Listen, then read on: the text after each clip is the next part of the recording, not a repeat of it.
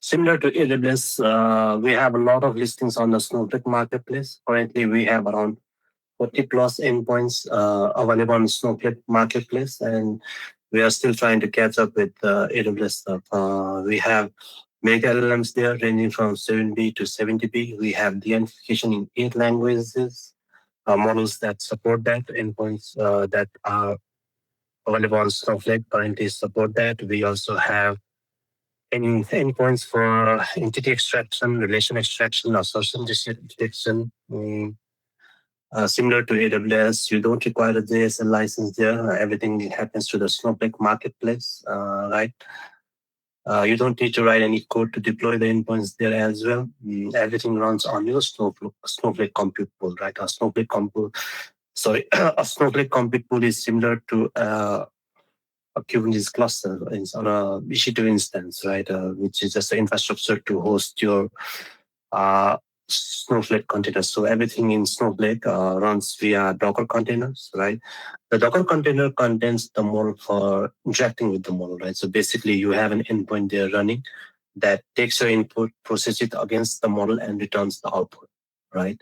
And in Snowflake, what we have done is we have created user-defined functions which directly interact with the endpoint. So basically, there is an SQL statement or SQL function available to you that will let you interact with the model. And this is very helpful when you have data on Snowflake and you just want to process it against the endpoint, right? And you just write a simple SQL query and it takes care of it, right? And in Snowflake, there is a flexibility in terms of compute pool. So in compute pool, there is a mechanism to set the number of nodes you want. There's also auto scaling mechanisms, right? It's fairly new, but fairly robust at this point. So all these functionalities are provided out of the box, right? In Snowflake specifically, we also added Streamlit apps because it's supported and it's a good way to show you the capabilities of the endpoints, right?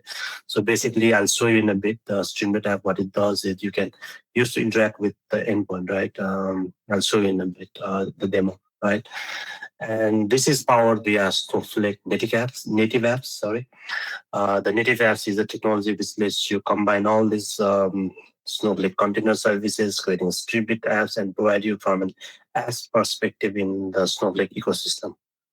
Right.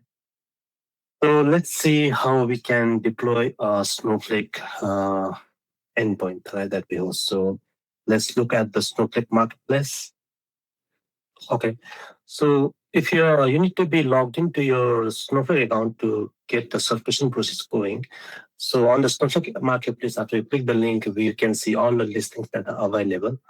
For the Snowflake Marketplace, I'm going to try to deploy the clinical de-identification model just to move a little bit from the LLMs.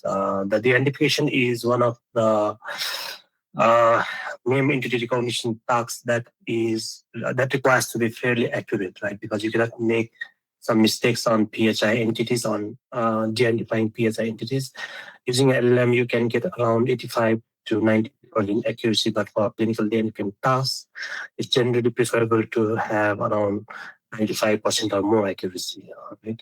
And since our clinical de-identification model was trained specifically for that purpose, it's much more accurate than general purpose LLMs or medical LLMs at this point.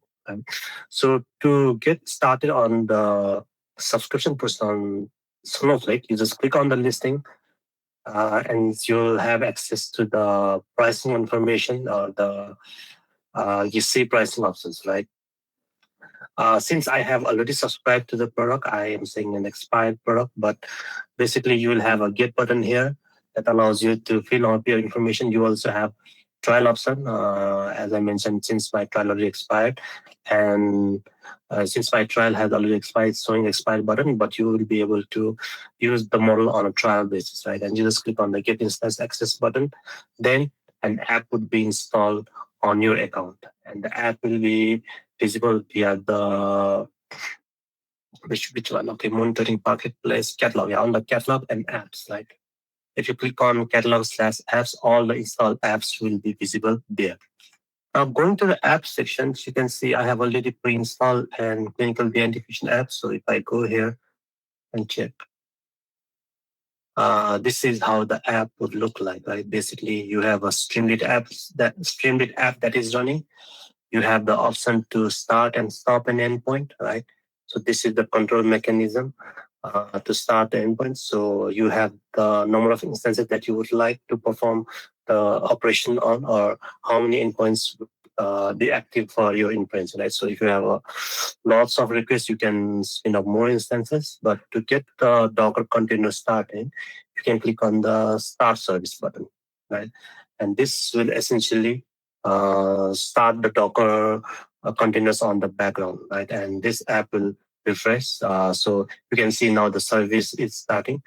Because it's a Docker container, it does take some few minutes to get the services up and running. Because there are models on different repository, and everything, the model needs some time to get the services.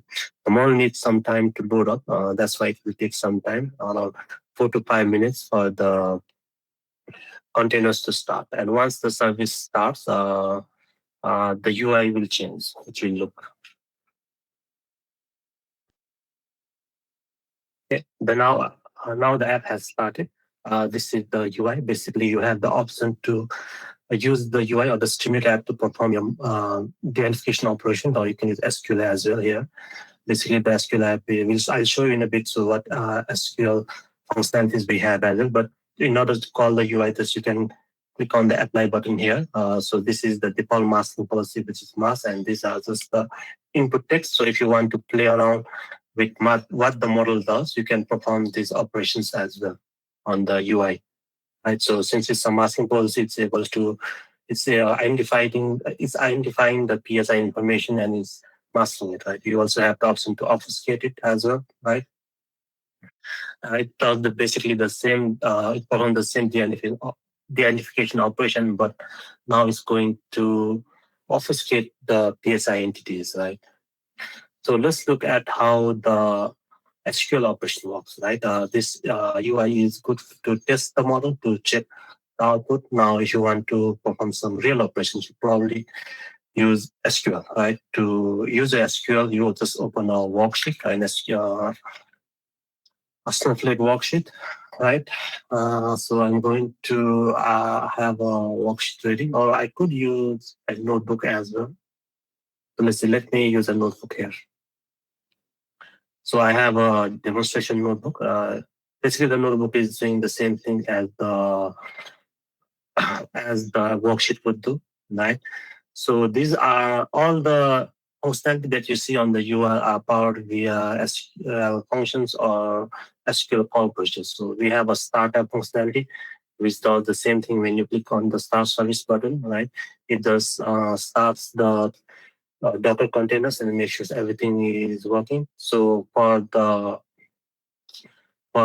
masking policy, right? So the marks operation, you would use a function like this, where you just put the catalog name as the app name itself. So the clinical definition demo app is the name of the app, or database or catalog, you would say, and app public is the schema.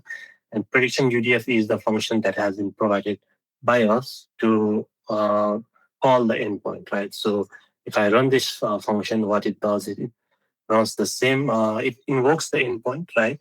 As I mentioned before, everything is powered via Snowflake container services. We have a container running on the background, right? And this operation UDF function is calling the endpoint, right? So you see, we send the input as a parameter here, record, right? And it's masking the operation. So the output is masking the operations, right? Masking the input and returning the output. So this is how it would work, right? By default, mask is the default masking policy. You could also choose to use obfuscated, which can be sent via the second parameter. So the first input parameter is the text you want to have obfuscated or de-identified. And the second parameter is the masking policy, whether you want it masked or obfuscated. Right?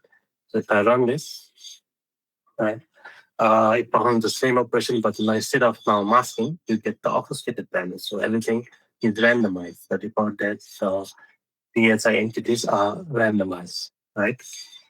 Now, the beauty of this SQL approach is, let's say you have a lot of data on your Snowflake database, right? So, for example, here, I have 100 or so ticks, I think, right, of synthetic PSI entities or PSI data, right?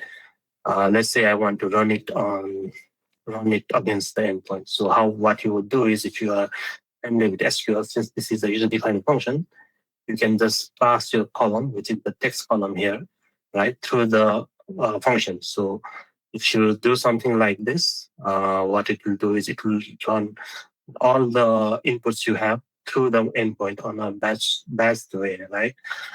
This function is provided by Snowflake Container Services, right? And you would get the results for each of your entities, each of your inputs via the same UDF, right? So I'm just going to do a limit of 5 because it might take some time, 2 to 3 minutes for around 100 records to be processed, maybe less than that. But saving time, I'm just going to run it against 5 documents, right? So what it does, it takes the 5 documents, it will send batch requests to the endpoints, right, based on the documents itself. And once the results are ready, it will aggregate the results and to provide you the output, right? So okay, so basically I got the response for each limit, right? So if I want to then see the side-by-side comparison, I could do something like this. So I have the text sent in and I want the de-identified text as well. Basically, it will run the same thing again in the panel, but now you have the ability to see both the results at the same time. Okay. You see the patient case, since we tried to use the mass policy. It's identified the hospital, everything. So the identification is done on Snowflake environment. You want to use the identification like this, right? Another functionality that we provide through the SQL APIs is the stop app call procedure. Basically, if you are done using your service, you probably want to stop your services to save up on your compute pool price, right? So in order to do that, you just click on the stop app or click on run this procedure. If you want to use program it in a programmatic way, you just call the service and all your I'm on a different app, topic, and you just call stop app and it will stop the services and free up your compute pool.